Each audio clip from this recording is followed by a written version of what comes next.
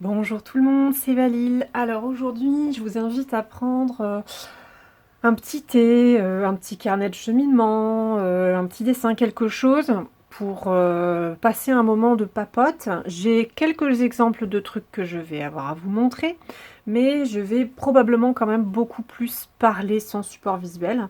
Et comme je voulais quand même vous montrer ça, je me suis dit, bah, je peux pas tellement faire podcast. Donc bon, il y a une vidéo, mais il y aura plein de moments où vous allez pouvoir surtout m'écouter tranquillement. Ça va être un petit moment de bilan pour moi. Donc je pense que je vais l'appeler vlog. Au départ, c'était le vlog de septembre que je voulais vous tourner, mais vous allez probablement recevoir ça qu'autour du 20 octobre.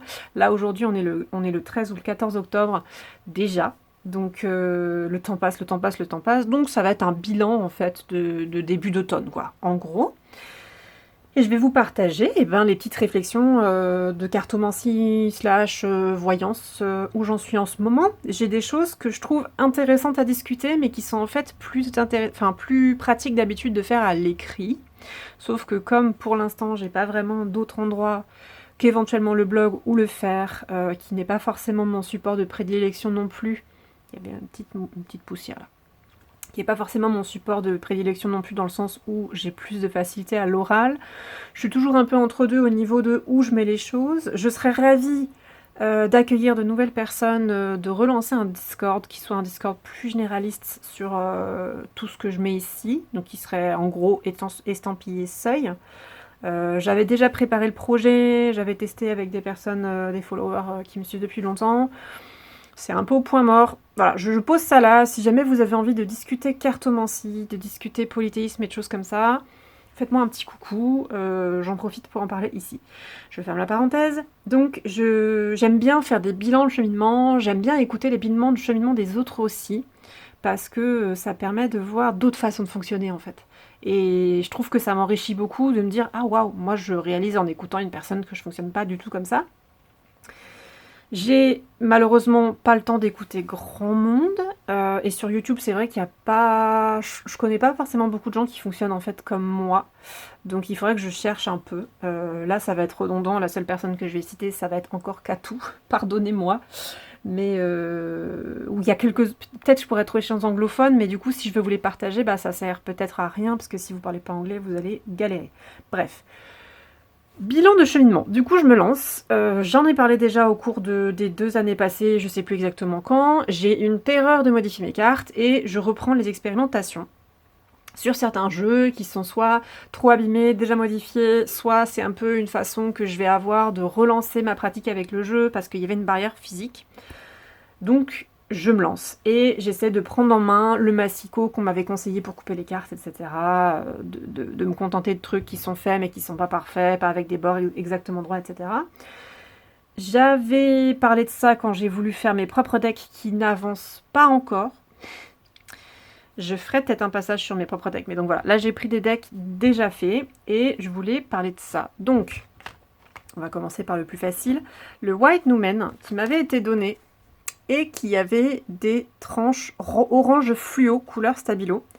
Et en soi, le stabilo, ça me dérange pas, mais en fait, par rapport au jeu, comme le dos, il est blanc, enfin, il est gris, pardon, il est gris et bleu, la couleur orange des tranches, j'arrivais pas. J'arrivais pas, le côté complémentaire du truc, ça m'allait pas du tout, et ça m'allait pas vraiment non plus forcément avec ce qu'il y avait dedans. Et donc, je me suis dit, je vais changer. J'ai fait un changement qui n'est pas beau du tout, et je l'ai aussi fait à l'arrache à la main. Alors il y a deux choses. Déjà au départ j'étais partie sur du bleu en me disant s'il y a du bleu derrière ça ira mieux, mais j'avais pas réfléchi qu'en mettant du bleu sur du orange ça allait faire une couleur entre deux, si c'était pas complètement opaque ça allait être dégueulasse donc bon. Et là vous voyez normalement qu'il y a quand même une partie des tranches qui ont été bleues, ou le bleu gris ou un espèce de bleu argenté il est resté. Et après, j'ai changé mon fusil d'épaule en me disant, en fait, il faudrait que je fonce, il faudrait que je fasse un truc plus foncé que le orange, pour que le orange puisse être camouflé en dessous et que ça jure moins. Et je me suis dit, c'est parce que le orange, c'est vraiment trop complémentaire, mais peut-être que si je pars sur un violet ou un rouge foncé, ça ira mieux. Et donc, j'ai pris une autre couleur. Donc là, vous voyez bien que c'est pas du tout parfait. Il y a plein de variations. Il y a plus ou moins... C'est pas facile de voir à la caméra, là. J'ai l'impression qu'il y a plus de lumière que ce que je voulais. Ouais, c'est plus foncé que ce que vous voyez à l'écran là en fait. C'est beaucoup plus sombre, mais là, visiblement, j'ai un rayon de lumière qui est capté, donc il est hyper fort. Bon. En gros, il y a des couches de transparence différentes. Il y en a où on pourrait quand même voir un peu le orange, il y en a où c'est plus effectivement rouge, et il y en a où c'était le bleu, sur lequel j'ai quand même repassé avec la deuxième couleur en me disant je vais essayer d'harmoniser. Là, j'étais partie en mode c'est pas grave, je fais n'importe quoi, de toute façon je m'en fous. Voilà, c'est pas ouf. Mais vous voyez, je me suis lancée du coup. J'ai accepté de me dire bah, je vais bidouiller, je vais faire un truc un peu cracra, c'est pas grave. Et ça me choquait moins au niveau des tranches. Au niveau de ce que j'ai utilisé, vous allez peut-être quand même avoir envie de voir. Je crois que c'est ici. Non, je les ai foutus où? Alors attendez.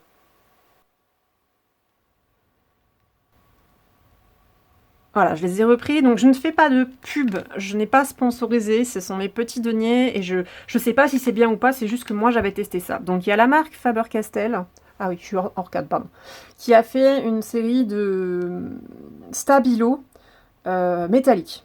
Donc au départ, je m'étais demandé pour ce violet-là, et je savais pas. J'avais un autre violet qui était un violet plus sombre, qui m'aurait peut-être dit ah il est plus proche du bleu, mais je me suis dit si je le mets sur le orange justement, ça va être trop sombre, et on va repartir sur le problème, parce qu'il est trop froid en fait. Pardon, c'est pas qu'il est sombre, c'est qu'il est trop froid.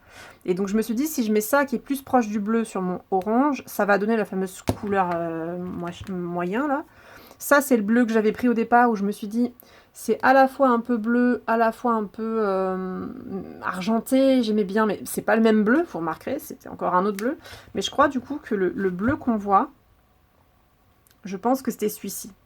Et j'aurais peut-être dû mettre du violet, peut-être qu'il faudrait que je repasse au bleu avec ça, parce que ce sera quand même plus proche. Je sais pas, non, je sais pas. Et donc, j'avais hésité avec celui-ci qui était un peu une espèce de rose cuivré, mais je me suis dit ça va être trop pâle parce qu'en fait ils sont quand même très translucides et donc on verra pas le rendu. Et il y avait celui-ci qui du coup était plus cuivré. Donc c'est le Glorious Red, si jamais vous avez du mal à lire. Je crois que c'est celui-là que j'ai fini par mettre parce que je me suis dit il est quand même proche du orange. Il va repasser, ça va être pas mal. Bon.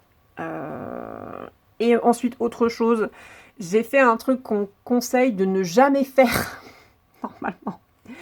J'ai refusé de prendre les cartes une à une et de faire tous les bords, gna gna gna, et de vérifier que ça coule pas parce que ça m'emmerde au possible, ça prend un temps fou et je tremble tout le temps, c'est chiant. Donc en fait, en plus j'y suis allée à l'arrache et donc j'ai gardé le paquet comme ceci et j'ai stabiloté dans les trous comme j'ai pu. Au niveau des angles, c'est très difficile une fois que ça a été découpé comme ça à la machine. Donc là, on voit bien qu'il y a du bleu par exemple. Et il y en a une où là on voit que c'est limite blanc orangé, donc ça veut dire que le stabilo est pas passé. Ensuite j'ai essayé de voir si ça avait quand même vraiment bavé sur le tour, ça a bavé un petit peu. Vous voyez en fait le bas des... Est-ce qu'on va voir? Je suis pas sûre qu'on va voir. Moi je le vois à l'œil nu, mais à la caméra c'est trop blanc. On voit quand même des petites taches. Ça a quand même un tout petit peu bavé en bas. J'ai essuyé après l'avoir fait. Mais bon, c'était pas parfait. Et pareil, sur le devant, ça peut faire un peu des traces en fait au-delà du bord, genre plutôt sur la face avant. Et je pense que c'est aussi lié au fait que donc ça a été découpé, donc il n'y a plus de protection, il n'y a pas de... C'est pas scellé. Là, on a le carton, je pense, direct, et du coup, je pense que ça s'imbibe. Donc, soit c'est que ça a dépassé un petit peu, soit c'est que ça finit par s'imbiber sur le bord, et donc ça se voit quand même. Mais j'ai décidé que c'était pas si pire. De toute façon, ce deck, voilà, j'avais pas un attachement matériel au deck. Il est toujours en plus en phase d'expérimentation, dans mes pratiques, etc. Il a pas encore trouvé sa place. Je lui cherche aussi une approche particulière pour tester de retenir un apprentissage du tarot en le liant à un visuel. Et qu'en fait, ce tarot-là soit le visuel qui soutienne telle technique ou telle approche. Et que du coup, ça permette de trigger la mémoire pendant ce temps-là, plutôt que sur un autre deck. Ce qui n'a pas encore marché non plus ni rien. Donc bref. Donc, à voir. Phase d'expérimentation. Je verrai si je repasse sur certaines cartes, par exemple, à nouveau, le stabilo. Je sais pas, sur le bleu, par exemple, est-ce que je pourrais prendre les cartes bleues et insister? Mais je me suis dit que ça allait aussi faire un peu un arc-en-ciel. Bon, voilà. Donc je vous disais, j'ai expérimenté. J'ai complètement lâché prise sur le côté, faut que ce soit propre, faut que ce soit machin. Là, je fais une tambouille. Ce qui est sûr, c'est que le orange qu'il y avait au départ, il était fluo, il était vraiment trop fort. Il me dérangeait beaucoup. Et là, c'est pas ouf, mais ça me jure moins les yeux, ça me dérange moins, ça me fait moins mal aux yeux. Donc voilà, c'est pas, j'ai pas aggravé son cas, j'ai plutôt amélioré le côté choc visuel, même si c'est pas parfait. Donc ça, c'est le cas numéro 1. Le cas numéro 2, c'est celui-ci. C'est le Literary Witches, si jamais vous avez envie d'avoir un petit rappel de la boîte, qui normalement a cette taille-là avec un bord blanc. Et donc j'ai découpé pour ne garder en gros que le centre de la carte, plus ou moins. Sur la face avant, donc là c'est des portraits, vous allez voir en fait, c'est qu'il y a 2 catégories de cartes dans ce jeu. J'ai pas encore découpé les portraits, je voulais en fait réutiliser les objets du jeu. Et donc je me suis occupée à voilà, découper plutôt ça, c'est pas parfait, mais en gros. Et donc je me retrouve avec un jeu, plusieurs choses. Déjà, plus petit. Parce que les cartes sont quand même vraiment grandes, elles sont pas super maniables. Elles étaient pas super maniables, donc là c'est plus facile. Je trouve que c'est quand même, je vois que ça bute sur mon os là, c'est quand même, ça reste des grandes cartes. Ça aurait été bien peut-être même encore de les réduire un petit peu, mais il aurait fallu faire tout un tas de calculs d'apothicaire et tout ça compliqué. Enfin moi ça je trouve, enfin voilà, c'était une limite. Pour moi c'était une limite cognitive.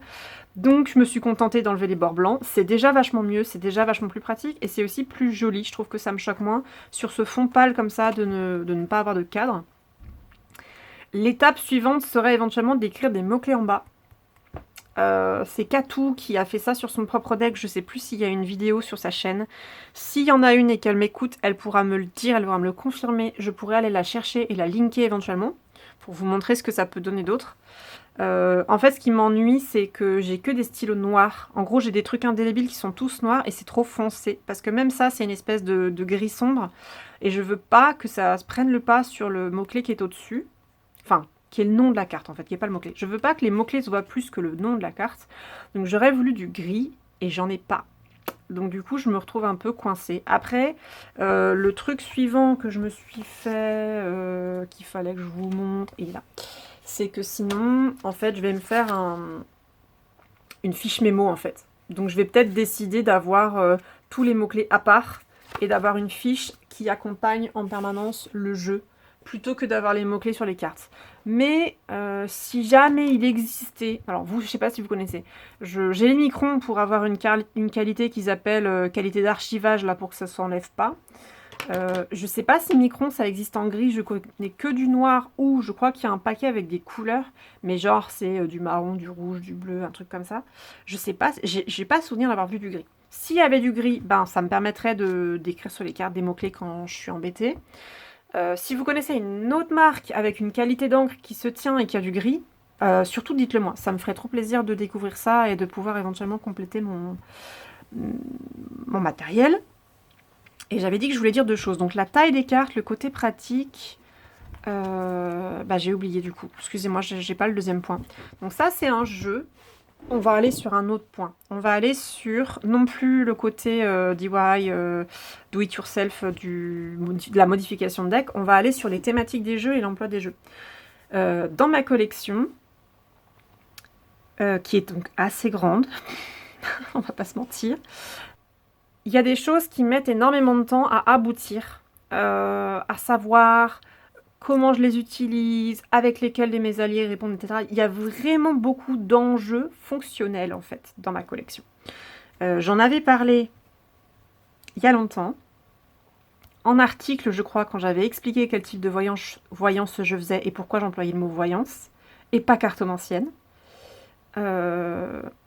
Mais je crois que cet article, il est plus en ligne. Si quelqu'un qui me suit depuis très longtemps le sait surtout, n'hésitez pas à me le dire en commentaire, si vous vous souvenez de où j'ai parlé de ça. Et j'ai probablement, malheureusement, parlé de ça sur Patreon en 2019 et 2020. Peut-être 2021 aussi. Donc ça, ce sont des contenus qui sont fermés, qui sont plus accessibles. Mais je me demande si j'en ai quand même pas parlé sur la chaîne publique, mais je sais plus. Bref, j'ai expliqué quel type de profil, ce que je comprends de moi-même, ce que je comprends de mes pratiques, comment je me définis, etc. Et donc, comment fonctionne ma bibliothèque en fait de cartes, que c'est très complexe, parce que ce n'est pas juste mes goûts, c'est pas juste intellectuel, ce genre de choses, ou cartomantique. Tout se cumule dans ma collection. Il y a des intérêts spécifiques pour des jeux historiques, alors même que je fais pas de cartomancie et que je vais avoir du mal à les utiliser, mais j'aime bien aussi avoir certains jeux historiques. C'est pour ça que, dans l'absolu, j'aimerais bien avoir un oracle de la Triade et un oracle de Béline, que pour l'instant j'ai pas. J'ai un tarot Minciate, donc j'ai bien à Marseille un Rider-Waite. Évidemment, j'arrive plus à trouver les mots au moment où je vous fais la vidéo.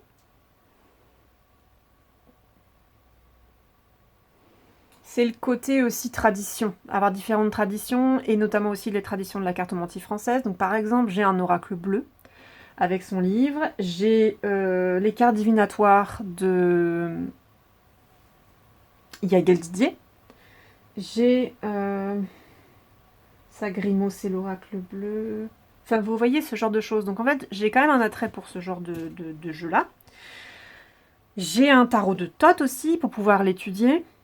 Je l'ai déjà utilisé dans le passé, j'ai déjà utilisé le tarot de Thoth en tirage en plus, mais il y a aussi le côté, si jamais je me procure un tarot qui réutilise le Thoth, etc., plutôt que de m'enquiquiner à aller voir des lames sur Internet du tarot de Thoth, pour comparer qu'est-ce qui a été changé, qu'est-ce qui a été vraiment importé du Thoth original, où sont les modifications, c'est quand même pratique d'avoir le deck de Thoth à la maison. Donc j'ai ça pour le Rider, j'ai ça pour le Marseille, j'ai ça pour le Thoth. Bon, le Marseille, on m'a quand même transmis des connaissances dessus, et donc j'ai quand même une pratique possiblement familiale du Marseille ancestral, que j'utilise pas trop, mais voilà. Donc j'ai quand même des jeux comme ça. Il y a des petits Lenormand, parce que j'adore les petits Lenormand, mais les petits Lenormand classiques. J'utilise pas le petit Lenormand en intuitif, et donc j'utilise pas toutes les réécritures du Lenormand moderne, ça ne me parle pas. Donc par contre, j'adore avoir les différentes moutures historiques du petit Lenormand. Donc ils ont des noms. Par exemple, le Piatnik ou le Blue Hall. Donc c'est la chouette bleue, c'est le nom en fait, de ce qu'il y a sur la pochette d'impression. Ce genre de choses-là. Le French Cartomancy, le Silomi. Donc j'en ai quand même quelques-uns. Et j'ai perdu mon fil, donc je vais me recentrer. Oui, je vous parle de ma collection. Il y a donc plein de choses qui sont quand même cartomantiques, qui sont les intérêts. Il y a des choses qui sont de la collection, c'est-à-dire des jeux d'art ou des jeux d'artistes, qui me permettent d'avoir acheté un objet à un prix minimal, malgré tout. Parce que si je voulais acheter des prints ou des originaux de l'artiste, ça me coûterait beaucoup plus cher. Et donc en fait, le tarot me permet d'avoir un éventail de plein de représentations, d'illustrations d'artistes, dans un petit format que je peux regarder, que je peux apprécier, que je peux éventuellement quand même entreposer sur un meuble, une étagère ou quoi, si jamais j'ai envie. Donc il y a aussi des jeux de collection vraiment esthétiques. Des jeux que j'apprécie vraiment pour ça, c'est mon petit plaisir esthétique à moi. Il y a des jeux pour l'esthétique, mais qui est lié à des goûts religieux ou à des goûts donc spirituels. Il y a de tout. Et il y a quand même énormément de jeux qui sont choisis en collaboration avec des entités, puisque donc c'est dans mon parcours tantôt des divinités, tantôt polythéiste, mais c'est aussi animiste. Il y a aussi des esprits. Et parfois, j'achète un jeu, je comprends pas forcément pourquoi. Il faut vérifier toujours, et j'ai des techniques de vérification pour ça, est-ce que je l'ai acheté vraiment au hasard et que c'est le pif, ou que c'est par exemple un goût chez moi qui n'est pas encore suffisamment prononcé dans mon esprit, donc j'ai pas compris que je l'avais acheté pour répondre à tel goût. Ou alors, est-ce qu'effectivement, je l'ai acheté sur une intuition, sur un câblage médiumnique, mais que j'ai pas identifié au moment de l'achat. Et ça arrive très souvent. Donc mes jeux sont répartis de plein de façons dans la bibliothèque, et ça change en fonction des années, etc., des semaines, des mois, des saisons, par thématique, en fonction des alliés que j'ai ou des besoins que j'ai. Alors ça, c'est moins le cas, parce que depuis que je suis malade, je fais quasiment plus de consultations. Mais quand en fait je tire pour les autres, il y a aussi plein de jeux que j'utilise jamais pour moi, mais que j'utilise systématiquement pour les autres, qui répondent à leurs alliés ou qui répondent à leurs besoins. Donc voilà, ma bibliothèque, elle est vraiment très vaste, et elle est quand même connectée à des choses comme ça. Et il arrive souvent qu'un jeu, il puisse vraiment bien répondre, il puisse bien matcher, mais que j'arrive vraiment pas à identifier au moment de l'achat, et ça peut prendre des mois, et en fait ça peut prendre des années. il y a des trucs où ça, c'est pas le bon moment, je suis pas alignée avec ça, je raisonne pas, et donc le truc il tombe dans l'oubli pendant des années. Et donc le Literary Witches, par exemple, c'est le cas. Quand je l'ai eu, j'avais tiré beaucoup avec les portraits. Donc, mais en fait, cette partie-là du deck, elle était vraiment totalement inutilisée. Je n'arrivais pas à tirer avec. C'était un blocage complet. Je n'arrivais pas. Alors que ça, oui. Et donc, très récemment, vient de se débloquer mon câblage avec ces cartes-là. Je sais pourquoi je vais avoir besoin de les utiliser en termes intellectuels et aussi en termes thématiques. Et je sais quels alliés en fait résonnent dedans ou quel type d'esprit résonne dedans. Ça peut être pour moi, mais ça peut être aussi pour d'autres, parce que j'ai quand même essayé en tirage avec 2-3 autres personnes, et ça peut aussi totalement répondre. Mais c'est parce que je sais du coup qui est dedans, ou qui aime se mettre dedans, pour simplifier. Donc ça, c'était une grosse redécouverte, qui m'a permis aussi de me dire, ben, ça m'ennuie un peu. Ça d'ailleurs, je pense au passage que je vais les découper aussi, mais je vais peut-être séparer le jeu en deux. Peut-être qu'en fait, je vais avoir 2 decks Literary Witches qui vont être distincts et qui seront jamais réutilisés ensemble. Celui-là pour certaines entités et celui-là pour d'autres entités. Et j'ai l'impression que c'est pas les mêmes. C'est un peu bizarre ou en tout cas, j'arrive pour l'instant, encore une fois, c'est dans l'instant présent, je n'arrive pas à les croiser. Donc j'ai décidé d'accepter de les enlever peut-être de la boîte. Peut-être que la boîte, je vais la mettre en archivage ou je sais pas. Il faudrait une pochette. Ils vont être probablement à 2 endroits différents de ma bibliothèque. Vous voyez, ce genre de choses. Et ça, vraiment, c'est génial parce que ça s'est débloqué d'un coup. Je saurais pas comment décrire ça, mais c'est trop agréable en fait comme sensation de me dire il était bloqué dans la bibliothèque, j'en ai utilisé que la moitié, j'ai jamais réussi à débloquer l'autre moitié. Pour moi, c'était un peu du gâchis, j'aimais pas avoir un jeu comme ça qui est condamné. Je m'étais déjà demandé est-ce que je le garde vraiment parce que j'arrive pas à tirer avec, est-ce qu'il faudrait pas qu'il circule et qu'il aille à quelqu'un qui va vraiment l'apprécier. Et là, il revient. Il revient. Et j'ai déjà eu le cas comme ça de jeu, j'étais à 2 doigts de les donner. Et en fait, ils se sont débloqués. Ils se sont débloqués. Et c'est pour ça que ça me fait un peu peur et que, bon, c'est particulier. On peut toujours trouver du pour et du contre. On peut dire, non, mais elle a valé du charge d'excuses. Bon, tout ça, ça demanderait des grosses nuances et des grosses discussions. Le fait de rester accroché à des jeux comme ça et de ne pas les vendre ou de ne pas les donner. Est-ce que c'est des prétextes pour juste genre accumuler, amasser des trucs matériels, des jeux mais en fait, je vois bien que non. Parce que, je vous dis, il y a vraiment pas mal de moments où ça se décante, ça se décoince, où je lui trouve une utilisation. Et je pense qu'aussi, il y a plus longtemps, j'avais peut-être je sais pas, est-ce que j'avais une médiumnité plus active? Est-ce que j'avais plus de créativité? Mais en même temps, je réfléchissais pas forcément autant à ce que je fais et à pourquoi je le fais. J'étais beaucoup dans l'expérience, j'étais un peu le nez dessus. Et je pense que du coup, vu qu'à l'époque, j'avais pas toutes ces réflexions en tête, j'avais pas forcément des outils pour comprendre ma propre bibliothèque. Et pour me dire qu'est-ce que je pourrais faire pour débloquer ceci ou débloquer cela. Aujourd'hui, quand j'ai un jeu qui est bloqué, du coup, j'ai vraiment des... Alors, je sais pas si c'est des techniques, le mot est peut-être un peu trop fort, mais je me dis, bah, je vais l'essayer volontairement en fait. Je vais le mettre en rapport en me disant, merde. Soit je vais chercher par rapport à son esthétique, et je vais mettre son esthétique en rapport avec d'autres trucs qui me parlent de la même esthétique. Soit je vais réfléchir avec quel type d'entité j'ai cru qu'il me parlait un peu dedans, et à ce moment-là, je vais aller chercher un autre deck où je suis sûre que telle entité répond dedans, et je vais mettre les deux en parallèle, et je vais voir si ça répond bien.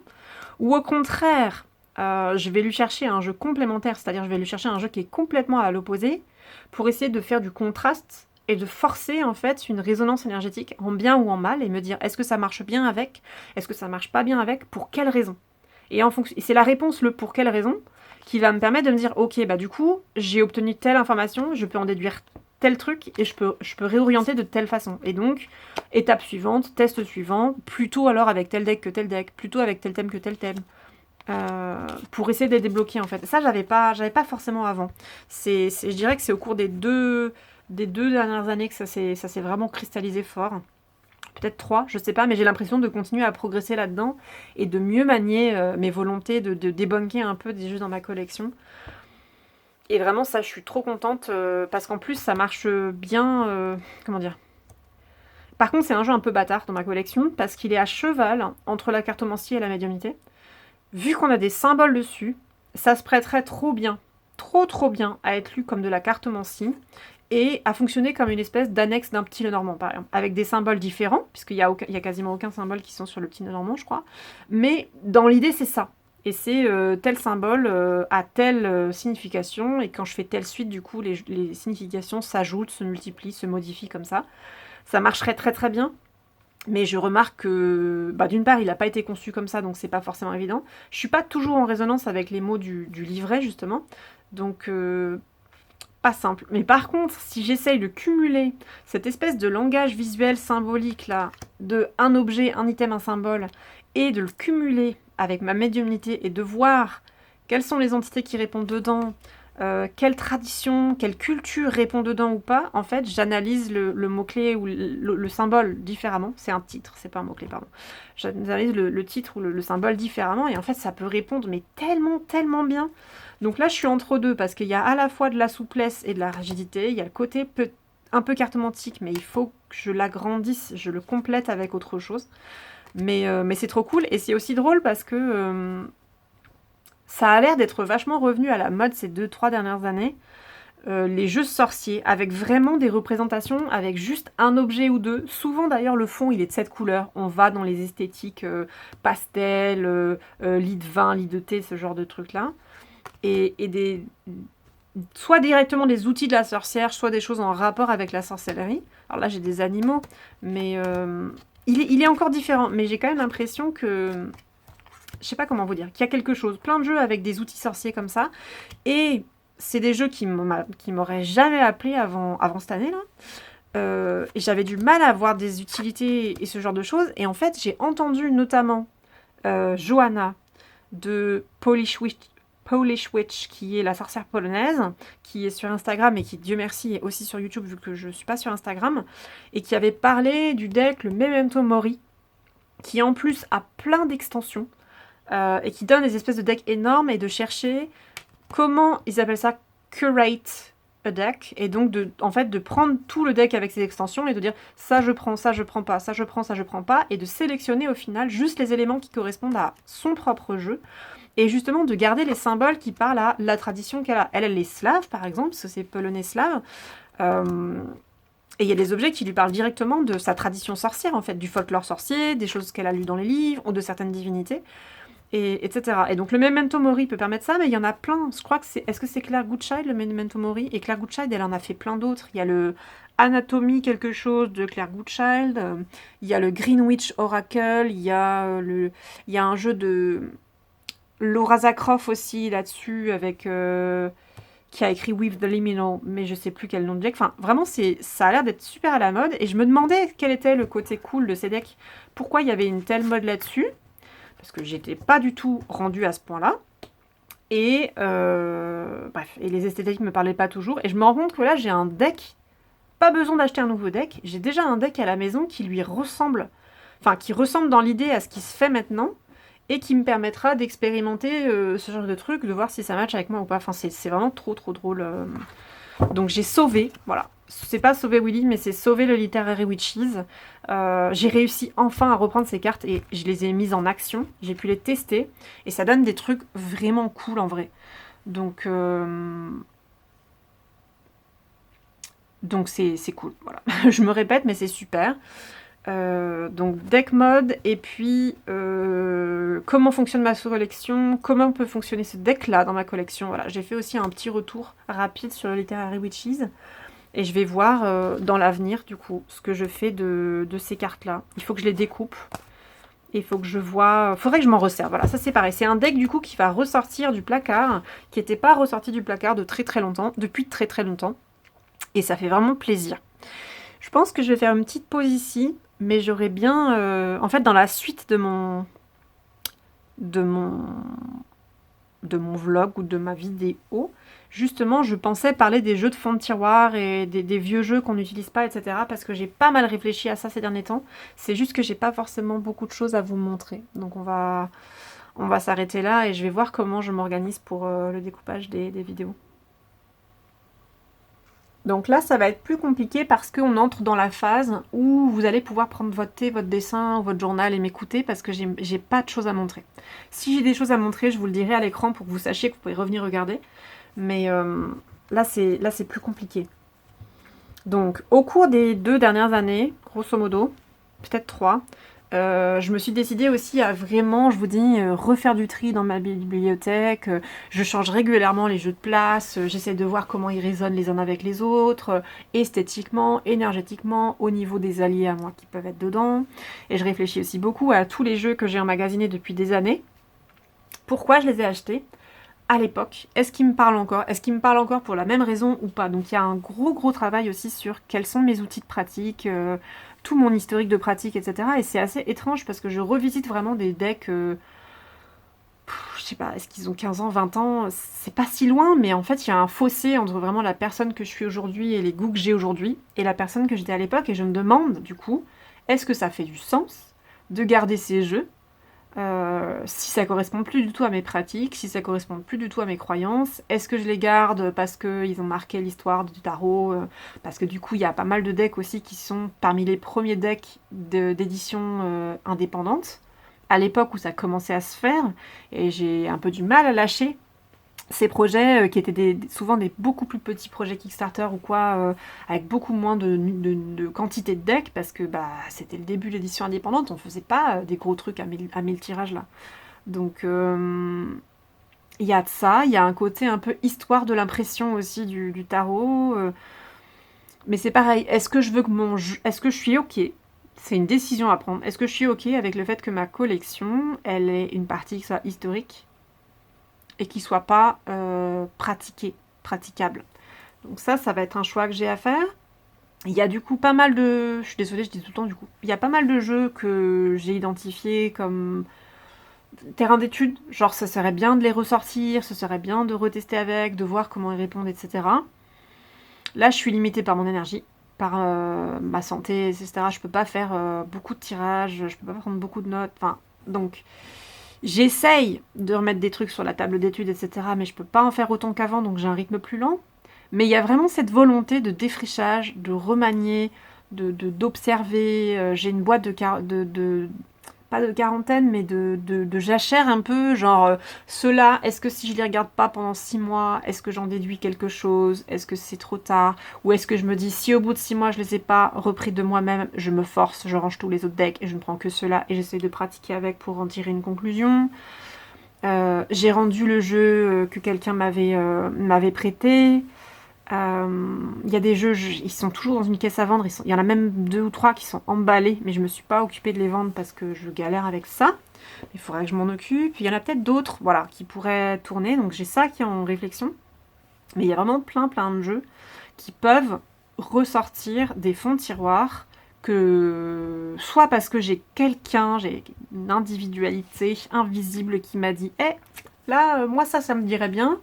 Et donc je suis allée le reprendre pour ça. Parfois c'est le hasard, parfois c'est... je regarde ma bibliothèque au moment de chercher une information et de chercher un tirage. Je me dis, ah putain, mais lui ça fait longtemps. Là. Je le ressors, j'essaye.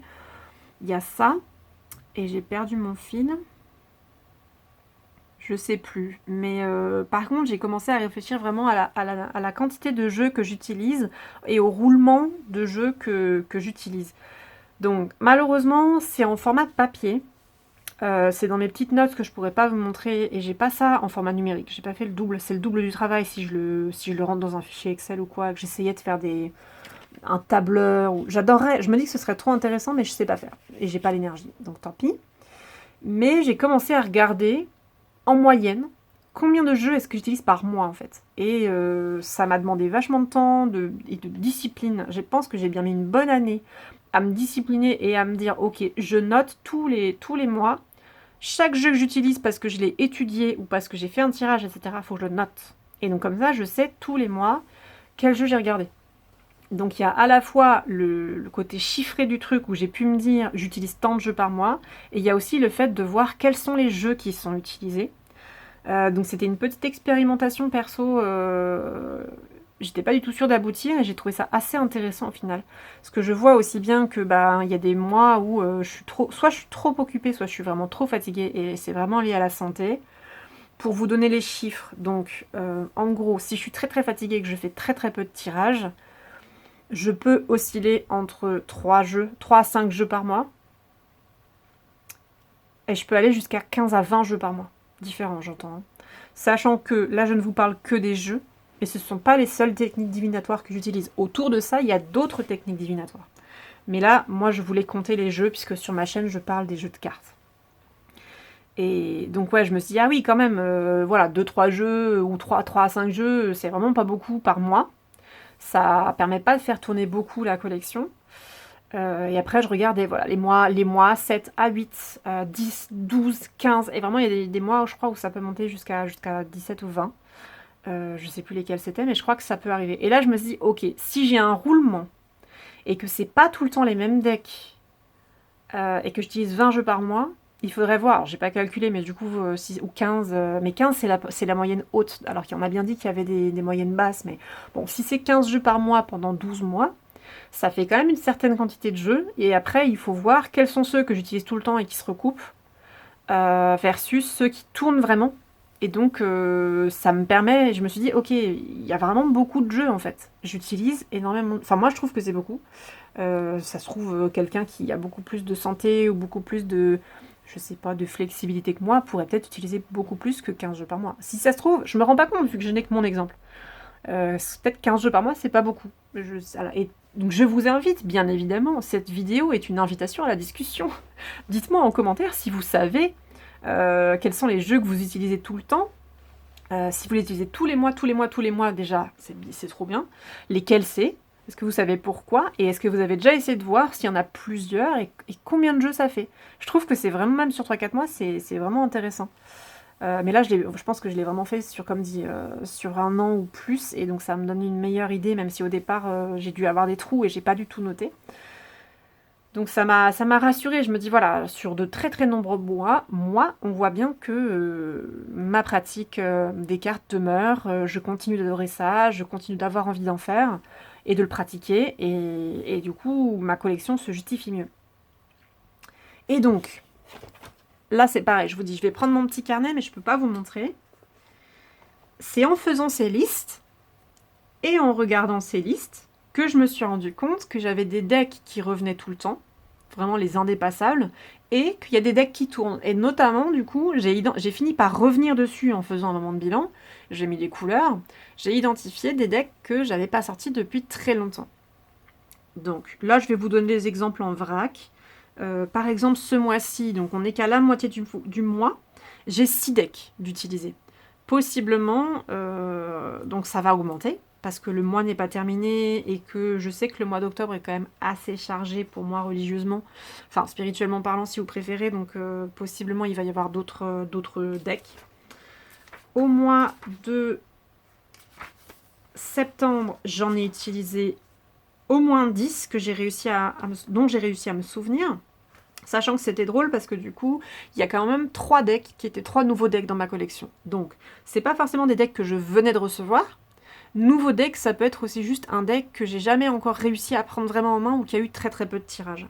Donc, pour vous donner l'exemple, au mois de septembre, du coup, j'ai pratiqué avec le Reclaim Oracle, que j'ai depuis un petit moment, et en fait, je n'arrive pas à le débunker dans mes pratiques. Qu'est-ce que ça veut dire?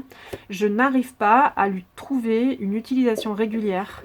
Je n'arrive pas à trouver des types de tirages où il va être particulièrement nécessaire, ce genre de choses. J'ai eu très très peur que l'achat fonctionne pas d'ailleurs et que ce soit finalement ça passe pas pour moi. Et je pense que c'est vraiment juste que j'ai pas trouvé la bonne chose, le bon moment, parce qu'il a été utilisé notamment le mois dernier pour faire le tirage d'Equinox. Et j'ai trouvé que le tirage était vraiment super intéressant, au contraire, et super pertinent. Mais ça dépend de quelle est la question que je pose et quelle est l'approche, quelle est la méthode de tirage choisie. Par méthode, j'entends, est-ce qu'on est en tarot intuitif? Est-ce qu'on est en cartomancie? Est-ce qu'on est en... Alors, est-ce que ça va être quoi? Shadow work, mais shadow work, en plus, c'est un terme qui est très problématique. Est-ce que c'est la communication médiumnique avec des entités? Est-ce que c'est de la vérification de quelque chose? Vous voyez, ce genre-là. Quelle est l'approche, en fait, avec laquelle je vais tirer? Ça, c'est encore à l'étude. Mais donc, il y avait le Reclaim.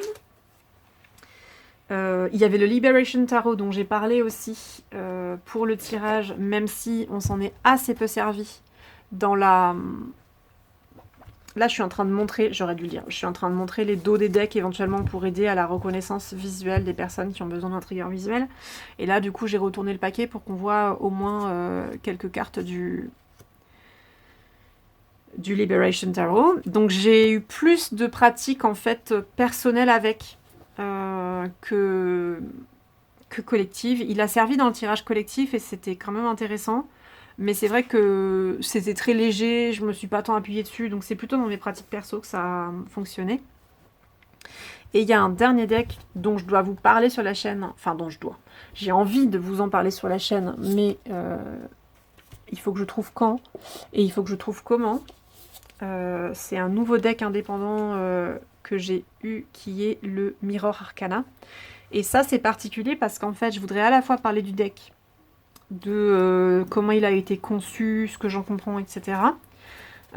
Sachant qu'il faudra faire un disclaimer parce que j'étais en échange avec la créatrice du deck, je la connais. Donc ça me met dans une position déjà à part. Et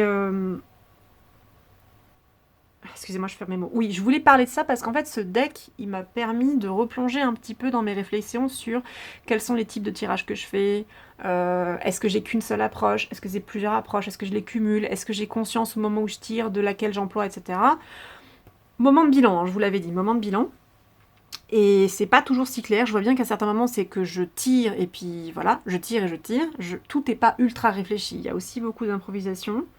Mais il y a des moments où je me prends le temps de m'arrêter, de me dire là qu'est-ce que je suis en train de faire, de quoi est-ce que j'ai besoin, ce genre de choses.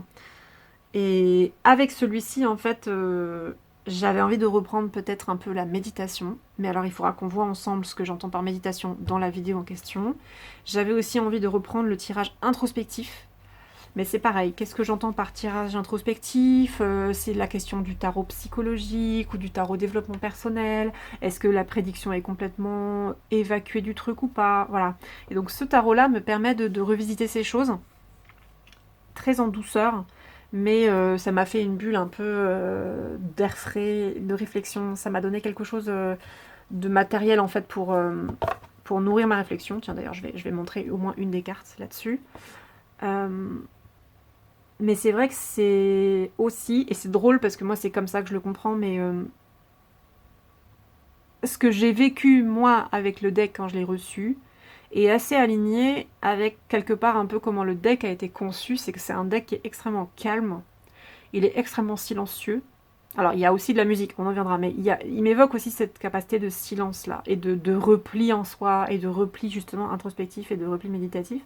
Et c'est quelque chose de très intériorisé, de très solitaire et de très intime quelque part. Et donc au final, ce deck là, quand je l'ai reçu, vous voyez, je me suis pas jetée sur ma caméra en disant ah, regardez, ah ça fait longtemps que je l'attendais, je l'ai suivi pendant des années, machin. Je me suis pas du tout jetée pour le partager en fait. Au contraire, j'étais plutôt dans un moment de repli et je suis pas tout à fait sûre d'en être sortie, et c'est peut-être pour ça que je suis pas tout à fait prête à faire la vidéo. Et j'ai quand même envie d'avoir aussi ma faculté mentale un petit peu alerte pour faire la vidéo, parce que j'ai pas envie de faire plein de blancs ou que ce soit trop confus. J'ai envie de vous présenter le truc un peu structuré quand même. Donc voilà, on verra. Mais donc il y a eu ce genre d'objet là qui est nouveau, qui est entré dans ma collection et qui est entré dans mes réflexions. Quels sont les jeux que j'utilise, que j'utilise pas, en dehors de la quantité, de pourquoi je les utilise ou pas, de revisiter des jeux anciens. Je vous disais, revisiter ma façon de faire. Donc ça, on avait dit 3 jeux nouveaux en septembre. En août, j'avais repris le White Numen, qui a toujours, comme dit, hein, il a toujours pas percé. Je l'ai déjà utilisé, j'ai déjà fait plusieurs tirages avec, mais j'arrive pas encore à, je sais pas, à connecter avec lui ou à savoir quelle approche je dois prendre. Donc c'était pas simple. Je voulais parler pour l'instant des jeux oubliés ou des jeux un peu lointains que j'ai repris au cours de l'année. S'il y a des jeux qui vous parlent en particulier, on pourrait, si vous me le demandez dans les commentaires, je pourrais aussi faire des vidéos dessus, de parler de jeux spécifiques. Pour l'instant, je le fais pas trop. En juillet, il y a eu le Gourmet Tarot que j'avais reçu quand même relativement récemment, que j'ai vraiment essayé de mettre à l'épreuve, etc. dans mes pratiques. C'était très cool.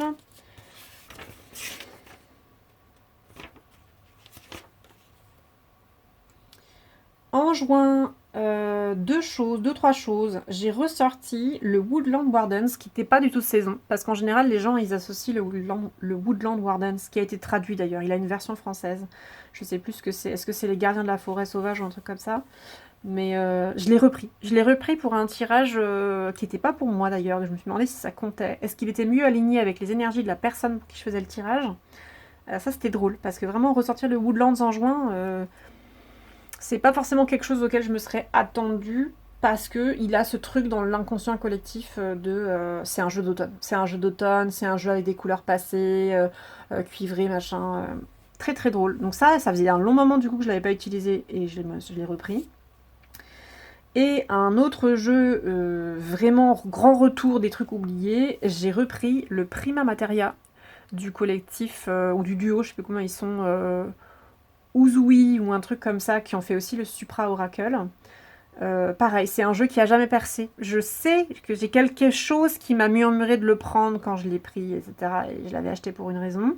Je l'avais utilisé, je pense, à l'époque pour 2-3 trucs, mais rien de grandiloquent. Et il est pas calé, si vous voulez. Il n'a pas encore fait clic dans ma bibliothèque de cartes, dans ma bibliothèque d'outils. Et là, je l'ai repris pour une raison vraiment toute chelou, mais il est ressorti. Il est ressorti du placard. Donc voilà, il y a au milieu des jeux que j'utilise tout le temps, tout le temps, tout le temps, tout le temps, tout le temps, tout le temps, tout le temps. Il y a des vieux jeux comme ça où je me suis rendu compte, là ça ressort. En mai, par exemple, j'ai repris l'Oracle des Sages, plutôt carto française. Je l'avais pas touché depuis l'illustre.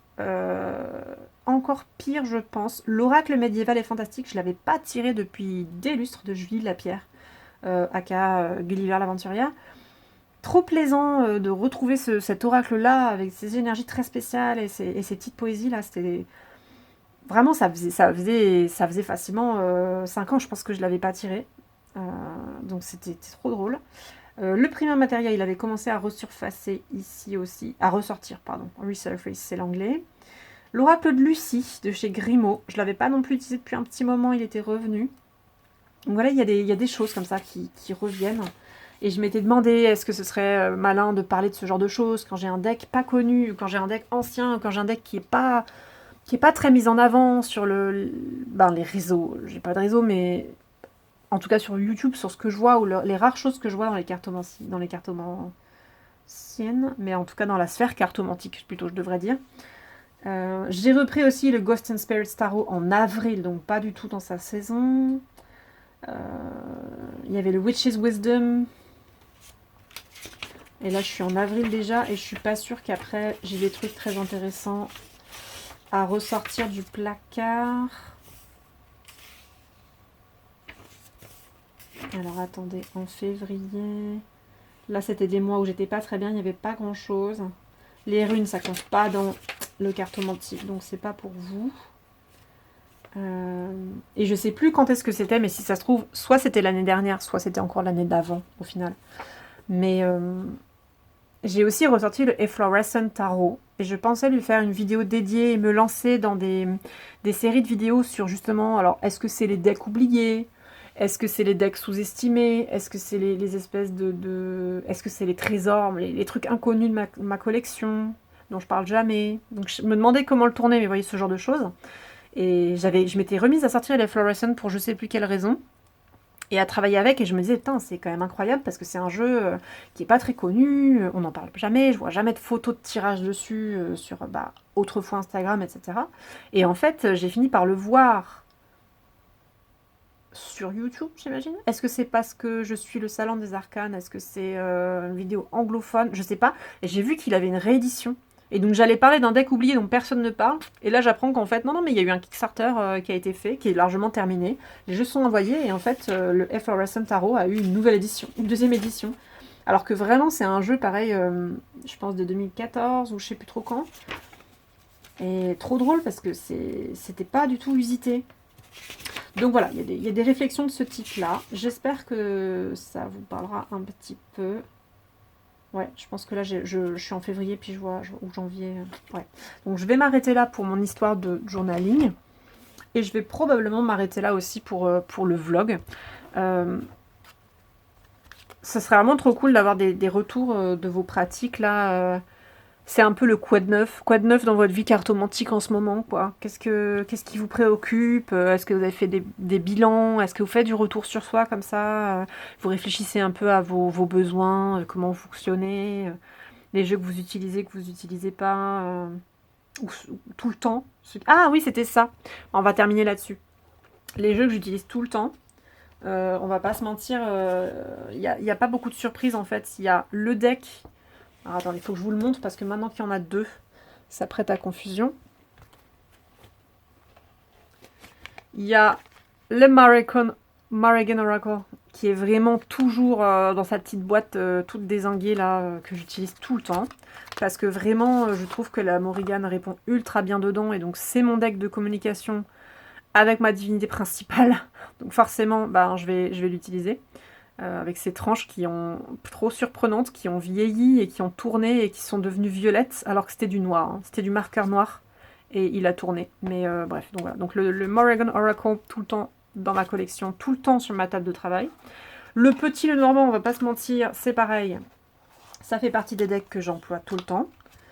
Et ces derniers mois, il y avait souvent justement l'autre oracle de la Morrigan qui est récent, qui a été fait par Stephanie Woodfield. Je voulais vous en faire une vidéo, mais je voulais d'abord m'en imprégner, je voulais d'abord bien l'utiliser, parce que j'avais envie de vous faire un retour d'expérience et pas juste une présentation un peu froide du truc. Donc il y a celui-là, mais pas tant en tirage. Il faudrait que je vous explique dans une vidéo peut-être. Voilà, et j'ai dit que on parlait des oracles, enfin des trucs que j'utilise tout le temps. Donc ça dépend. À un moment donné, c'était le Citadel Oracle qui était tout le temps là, mais là, c'est pas forcément le cas. J'ai eu une phase où j'ai beaucoup utilisé le Wild Unknowns Archetypes, qui fonctionne très très bien, malgré tout ce qu'on peut lui reprocher. Parfois, j'ai un tarot très rider que j'essaye d'utiliser souvent, et donc il va rester sur ma table de travail pendant plusieurs mois. Ça peut être le Fifth Spirit Tarot, justement, qui a été traduit en français, le tarot tarot inclusif, je crois. Ou il va y avoir le White Numen quand j'essaye de l'étudier. Ou le Threadbound Oracle, il a été souvent sur ma table de travail, mais là, ça n'était pas trop le cas ces derniers temps, je trouve. Ça dépend. Le Dirt Gems, il a fait son retour, mais je me doutais qu'à l'automne, il reviendrait. J'ai très très envie de l'utiliser tout le temps. Et est-ce que je peux vous en donner un autre Et le Seed and Sickle qui revient souvent dans les bilans énergétiques. Ah oui, cette vidéo-là aussi, elle est toujours en attente. J'espère que je vais retrouver. J'avais préparé des notes pour répondre à la personne qui m'avait donné une question sur les énergies. Qu'est-ce que je parle quand je parle d'énergétique, etc. Oh, j'aimerais tellement la faire. Je n'oublie pas. Et du coup, le Seed and Sickle, bah, à chaque fois que je le prends, ce sont des travaux comme ça. Oui, ce serait trop compliqué après. Là, il y a trop d'éléments à mentionner différents et qui ne sont pas reliés de façon structurée, donc ça va faire trop. Voilà, donc je vais m'arrêter là pour mon blabla. Qu'est-ce qui se passe chez vous en ce moment, dans votre cheminement cartomantique? Les jeux qui vous interpellent, les expérimentations matérielles, décorer un deck, remoder, rajouter des mots-clés, les stylos que vous utilisez, les jeux qui vous fascinent, que vous utilisez tout le temps, qui répondent à tout votre type de questions. Ou pas, mais quand ils sont quand même tout le temps là, donc il veut bien dire qu'il y a une raison. Les jeux oubliés, ou les jeux qui sont bloqués dans votre collection, peut-être. Les jeux que vous essayez de comprendre, est-ce que ça marche pour vous ou pas? Est-ce que vous allez les vendre parce que vous n'arrivez pas, mais que vous lâchez l'éponge? Vous savez pas pourquoi ça marche pas, mais vous dites bah tant pis, ça marche pas.